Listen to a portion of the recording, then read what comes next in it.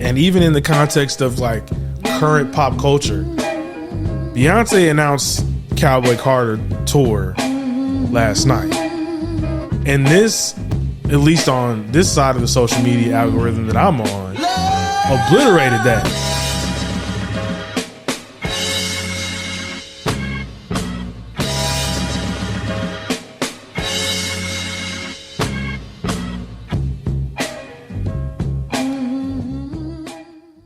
Welcome to Everybody Got a Podcast, but Everybody Don't Need a Mic. I am your host, Vic James, and I am still processing this shock of a trade.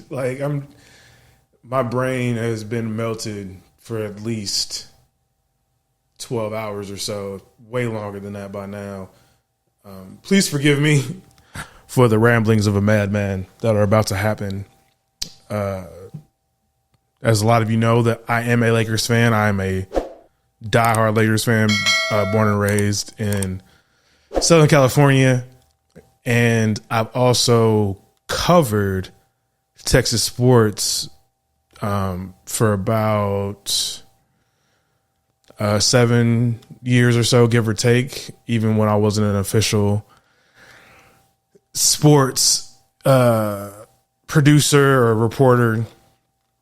At my former job, I was still a follower of the sports because I being a aspiring sports reporter producer, I like to stay locked into the coverage around the state and locally. But in particular, the last 4 years have been a media just still making sense of all of this. Been somebody that covered the Dallas area, Texas at large.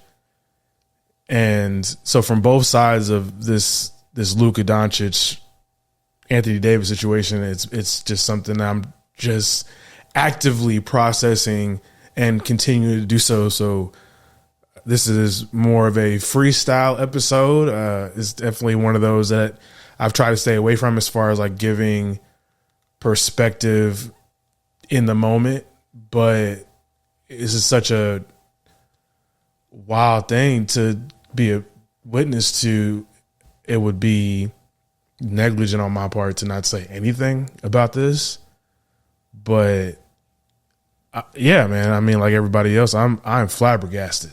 I have not many words to say about Luka Doncic being a Laker on the first day of Black History Month. I believe so. I think this happened before midnight, at least Central Time. So that's something. I did not expect this whatsoever. I think I've always told friends and people that follow the sports, especially basketball, it's not the moves you think that are going to be made. The chatter has been vehemently in the corner of the Jimmy Butler situation, and rightfully so. Like, that's been a tenuous situation at best. So a lot of people have been, wondering about what moves are going to be made on that front. And the Lakers, it was always, what big are they going to try to trade for? Is Rui Hachimura, on the slab? Is it, maybe Austin Reeves? Like, it was these smaller moves. And I was, full disclosure, like, I would have been pissed off if we would have traded either one of those guys, because I thought we were closer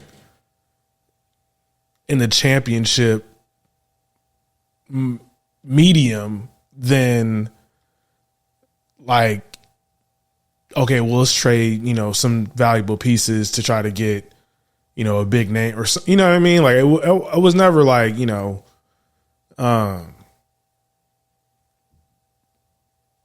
considering that we were a title contender, like as is or anything like that. But it was one of those things I was thinking that we had played better in a lot of spots throughout the season. But I really want to get to the fact that this is more of a, vibes episode. I'm not gonna,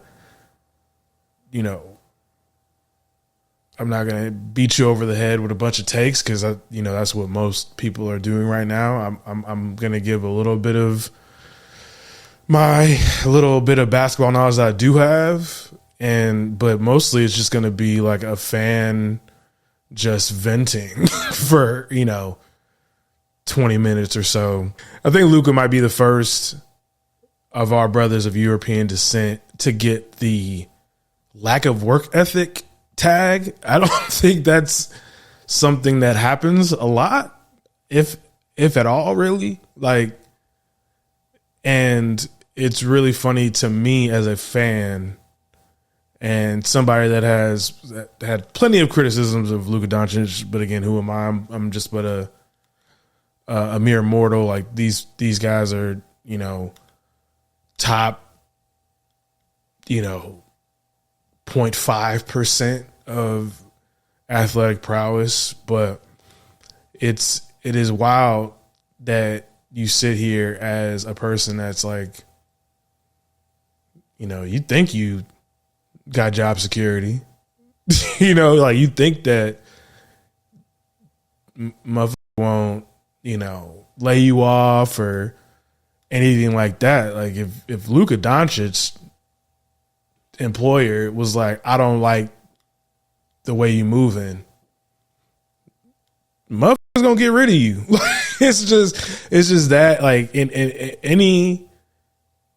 any facet, right? I think that was the come to Jesus moment that I had in the wee hours this morning, was the fact that a job going job, and it might be a sign a little bit, the recent rumblings around the league as far as Jimmy Butler and things like that. It might be I don't like to say an end or stamp, but the player empowerment movement, that was started by a LeBron James, who now has a new teammate and saw one of his really good friends get traded. So we'll get to that too a little bit. Is that it might be a little bit to an end, like as far as that era goes. We've seen what's happened to Chris Paul, another proponent of that era as well, over the last few seasons. Not saying that he doesn't want to be in San Antonio or anything like that, but teams have taken a stance of, the player is not going to dictate to us what we are, gonna do. And this move is definitely an example of that, as far as, reportedly no one knowing that this was going down prior, as far as the three, pivotal pieces in that, which is Luka, AD, and Bron. And that's the most interesting part to me as a person that just loves basketball, has been a fan of the player empowerment era, which I think is still going to exist. And I don't want to say like this is not going to exist anymore, but I feel like there is a pendulum swing a little bit in the opposite end of the direction, where organizations are willing to just say, fuck it. and just, if we can get X piece for players that we have that may be aging or the contracts don't fit or whatever, like they're just going to do it. And that's, I just, relate it to us more common folk that work, 9 to 5s and things like that, to where, like I said, a job's going job, and they're going to decide at the end of the day what, at least on paper, or how they see the future of themselves as an entity are going to do. Because I've heard a lot of people talk about, like, including myself, like, this shit doesn't make a lot of sense in that regard. It not in the doing the best for themselves in the future aspect, but it doesn't make sense from a basketball, fan, people who've covered this thing for years. It's just interesting. And I remember I think it was David Aldridge. Shout out to David Aldridge. Black excellence, been covering NBA basketball and covering sports for decades now. He tweeted last night after this whole thing went down. I've been covering the NBA for 37 years. So 4 decades of him just covering the NBA. And he said almost nothing that happens, deals, free agent signings, coach hirings and firings, rise to the level of, as the great Ben Bradley used to call them, holy shit stories. Because this definitely, like, my brain melted. It still melted. Like, I think I said it off top. Like, my brain is still fried right now. Like, I am bent like a motherfucker. But you just get this. You just get used to the unexpected. This is a holy shit trade. And it really is. It really is a holy shit trade. And that's like the historical context of this thing that we've witnessed for sure. And even in the context of like current pop culture, Beyonce announced the Cowboy Carter tour last night. And this, at least on this side of the social media algorithm that I'm on, obliterated that. And I have plenty of people, and I myself included, as we've seen from my year in rap musically, it didn't hear a lot about that. Like I think, like, I follow people and they were posting about it. So I was like, oh, okay, that happened tonight too. Complete afterthought, and masked all the other very terrible and awful things that have happened so far in 2025 that we'll get to at another time. But it's just like, it's insane. I'm a big Anthony Davis guy. I've stood on many a table for Anthony Davis, for what he did for the Lakers franchise cannot be understated, in a time when I was even upset about that trade to a certain extent, because we gave up a lot of young talent to get Anthony Davis, but immediately it paid off in dividends. Like, we were able to win a championship with AD, and I think he's always been a Laker superstar that didn't get appreciated enough during his time for what he brought to the table. I always thought that he's always injured narrative has been just that. It's been a narrative. I'm hopeful. Yes, I am hopeful for today. That's not been consistent with the other star players in the league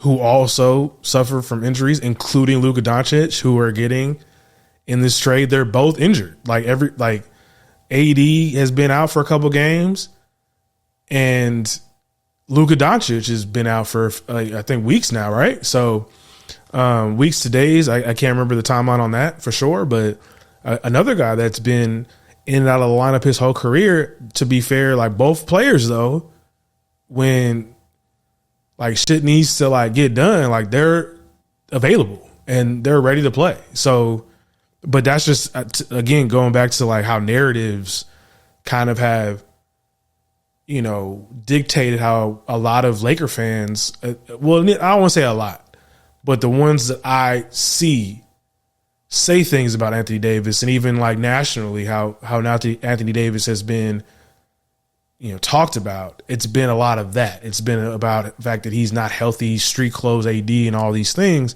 And I've always held the opinion that held the feeling and the opinion, and also I think it's based in fact as well, is that he is available just as much, if not more, than a lot of your favorite basketball players that might have the same problem. You know what I'm saying? So I think that it's sad to see him go. I really appreciate what Anthony Davis did for the Lakers as far as just being an anchor to our front court, guarding and outplaying on certain nights some of the best big men, you know, in the league. And he didn't even come up short in conversations or not conversations, in series with, you know, Nikola Jokic, you know, was just as productive in a lot of ways as Nikola was in series. They played each other in the playoffs more than one time, and was somebody that, like, night to night was an absolute menace to a lot of opposing teams that we faced, you know. And I say we because, you know, like I've been 10 toes down with the Lakers since I was 8 years old. So it's interesting for sure to see him go. The one thing about Luka, like, Luka is a young guy, 25 years old. Like, I've had plenty of critiques about Luka myself, but at the end of the day, he's still 25. Anthony Davis is, you know, is he 32? You know, 31, 32 years old. So yeah, no, I don't have a lot. I don't have a lot for this one. It is absolutely mind-boggling. You know, your brain gets trapped like a bottle. Did you just say mind-boggling? Yeah, mind-boggling. You know, when things are so crazy, it gets your thoughts all trapped like in a bottle. You know, around the league, you see the likes of Devin Booker and Kevin Durant weighing in. Let's see. Is this the one? Yeah, here we go. This is from Bleacher Report. KD's reaction in real time. This got to be the biggest trade I've seen since I've been in the league, or since I've been watching the sport. This was insane. I'm still shocked. How did you find out? Man, a couple fans was just on their phone during the game in the fourth quarter and just said, Luka got traded. I'm like, what the fuck? Then our security guys showed me his phone. I'm like, oh, I seen Shams. When Shams tweeted, you know it's the show. So like I said, crazy league. Looking forward to the next couple days. Yeah, so it's stunned everybody. Apparently, this was done in the shadows and all that. Like the reporting has been that, yeah, no one knew that this was going down, including LeBron James. So, mad interesting.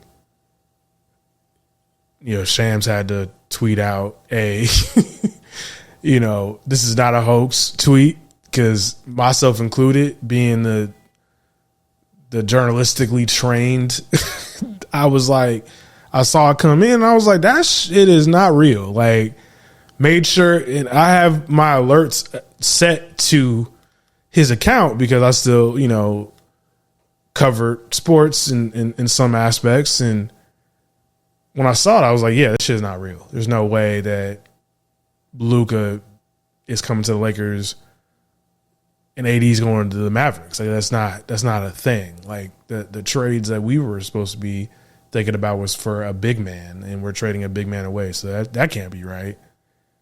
So I'm like, okay, this is definitely Shams. Like, made sure that it was the website and all that, like the same Twitter and X, or I call it Twitter. Well, I'm gonna call him Twitter. I'm gonna call him Twitter. And yeah, once I confirmed with myself, at least, that this was a real thing, and then he had sent out the confirmation of the confirmation tweet, I was like, oh, okay, well, yeah, what the, like, then my mind went into like full brain melt, you know, and yeah, it's just one of those things. It's just one of those things. And I had to think to myself, what were the top 4 Laker trades that I could think of, excluding this, because this would be by far and away number 1, just because, like, no idea this was even a realm of possibility. And I think most blockbuster trades, big trades at least, that I can remember are like that. But this had a different level of just like out of in left field. There's nobody for experts and everybody with much more knowledge and access also on that same tip. It felt like Shams, even when he broke the shit, he was like, what the fuck? He was like, you know what I'm saying? Like, it's like one of those things. He probably got the information, and once that call went through after or however it happened, and was like, yo, what? Like, he probably had to reread it himself or ask whoever told him that over the phone. Hey, come again? Like, what? Like, what are you talking about? So just top fours, Laker trades, at least in my lifetime. You know, I'm sure there's been some other ones for sure. Number 4, Chris Paul. Even though it got vetoed, the Chris Paul trade was one of those things when it hit. Another thing that I just did not expect. I know that they were trying to get Chris Paul at that time. And I just, assumed that it was like an impossibility. And I also was a big person that did not want to see, a Lamar Odom go or whatever pieces that were rumored to be involved in that trade. And yeah, so it was for Lamar Odom, and there probably were some other, stipulations on that, but it was Chris Paul for Lamar Odom. So that was crazy. Because even saying all that, as sad as I was to see Lamar Odom go, we had won a championship with him already at that time. And I think it was after we went back to back, because I think this was before we got Steve Nash. And it was just like, yeah, it was coming out of the 2011 lockout. So yeah, we had already won back to back with Lamar Odom, and he was just such a pivotal piece as far as being a 6'10", essentially point guard in that triangle offense with Phil Jackson.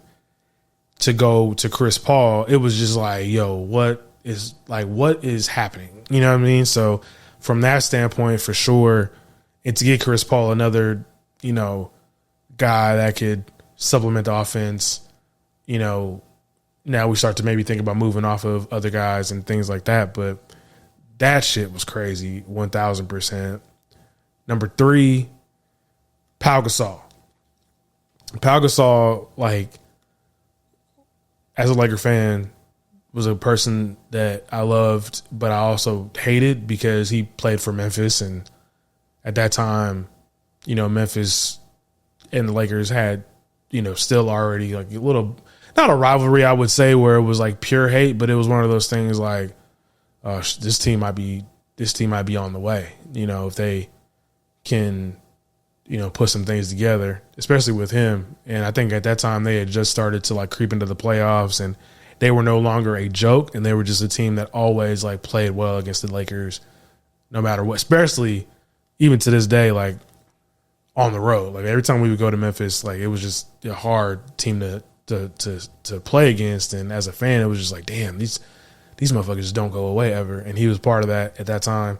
And when we got him, it was great because prior to that, Kobe was trying to get out, or at least insinuate that he wanted to leave the Lakers. And I was just sick, because I remember when he called, I think it was Stephen A. Smith from that Rouse parking lot. It was that, I think it was either that off season or during that season before we got him, that he was requesting to be traded, and he wanted to go to the Bulls or the Knicks or whoever. So when we got Powell, it was okay, good. Mitch Kupchak and the powers that be over at the Lakers are doing right by Kobe, because we already lost Shaq, the summer, the off season prior, 2 off seasons prior to that. So it was a big moment in that regard, 1,000%. And then at number 2, Kobe Bryant, getting Kobe in that draft for Vlade Divac, who's really fantastic basketball player. Don't remember the exact details of that trade fully. If there's probably some other compensation, maybe not, because Charlotte, I think they needed a big. I think this was either prior or post Alonzo Mourning going to the Heat, so they needed another big man, and especially at that time, it was seen that Vlade was a piece to a championship team. He was 7 feet tall. He was like that early onset of skilled bigs in the regard of being able to dribble, pass, shoot, a variety of offensive moves and things like that. So that wasn't a slight move at all. And shout out to Jerry West, RIP, for getting that deal done. So July 1st, 1996, Divac was traded to Charlotte Hornets for the draft rights to Kobe Bryant. After initially considering retirement upon being traded to the Hornets, Divac developed a close relationship with head coach Dave Cowens and flourished in Charlotte's system. And then obviously he went on to play at Sacramento and be a terror for the Lakers for a while, as far as like just being a really good piece to a championship level team on the Kings with, Mike Bibby, Bobby Jackson, Doug Christie. I know I'm forgetting another piece on that team. It's going to bug the fuck out of me. But yeah, so that's for sure number two. And number one, as far as like impact, what it meant, shock value to a certain extent, Shaq. That was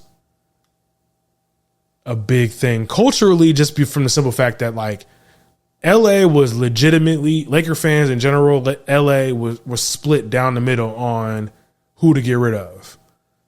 It was this contingent saying like Kobe Bryant is the future of the franchise, or is the franchise, whatever. We can't give up Kobe Bryant. Like if Shaq got to go, he got to go. And the other side of the fence was, this is Shaq's team. He's the most dominant player to ever play the game. So you can't trade Shaquille O'Neal.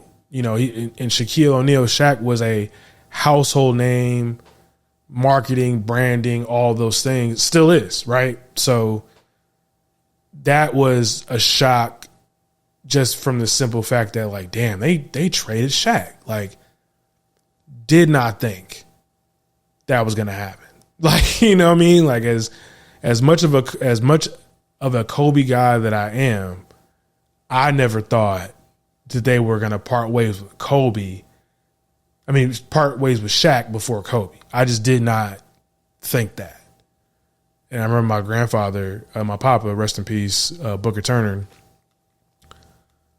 was telling me, like, it's Kobe's team, way before a lot of other people would even say that type of thing in like the early aughts. And when the deal went down, he was, not shocked. And him and Shaq were, on a first name basis because, he worked a lot of games at Staples before, up until he got traded, and he had a, decent relationship with them. They have memorabilia at my granny's house, my granny and papa's house over on Athens right now, just signed memorabilia, from him personally. So, was not surprised by that move, like the rest of Los Angeles was, but that just proves again how his basketball mind was.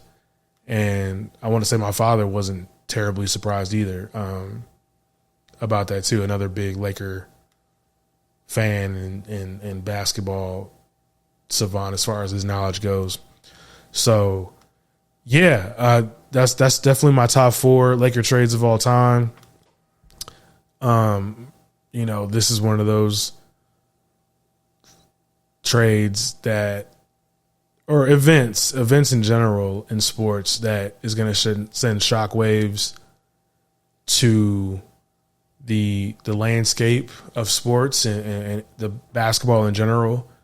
I'm sure we've all seen a bunch of videos where, people are reacting, and I've shown a couple of them, but it's one of those things that it just has ripple effects.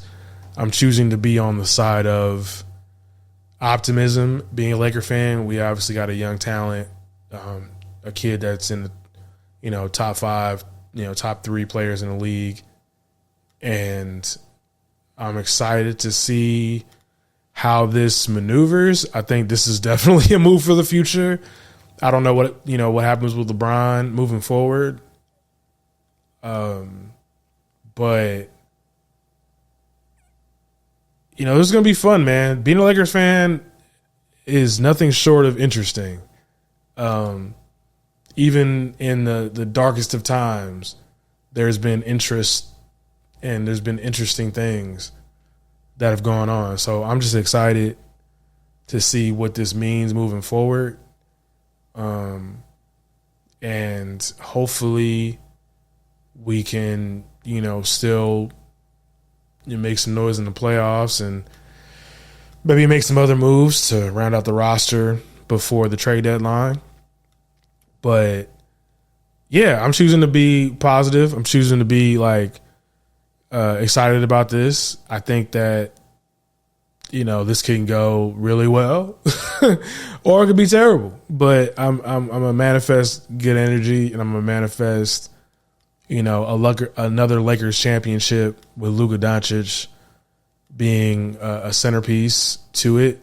I think that he's definitely got to, quiet the noise of being, somebody that doesn't dedicate himself to the game and show up in shape and all those things. But again, is it one of those things where narrative, is bigger than the facts of the situation? So we'll see. This is more of a vibe. It's not one of those I know everything that's going on, but I appreciate y'all listening to the ramblings of a madman, and hopefully we can, see everybody that is involved in this come out okay. Obviously AD has been a pivotal part of the Lakers for the last, several years, damn near decade now, half a decade now. And, I know he has family involved. Luka doesn't really have a lot of ties here that I know of, but, he's been in Dallas his whole NBA career. So there's a lot of shifting and emotions that go along with that, because I think the one thing we don't think about enough with these professional athletes, because they make a lot of money, and I'm not trying to empathize too much with the rich, but they are people, their lives are uprooted. They have a lot of things, outside of basketball that they have to think of now. So that'll be interesting to see, and hopefully they can find some solace in new settings for sure. But yeah, this is going to wrap up this episode 1000%. Going to have some more content coming out as far as Black History Month goes, so be on the lookout for that. Again, just thank you for for rocking with me this episode. For those that will listen, we are on Apple, Spotify, YouTube, and just, be well and take cover in community as we deal with this, hectic start to 2025, and hopefully some brighter days are ahead on that front. But again, see you next time. Peace.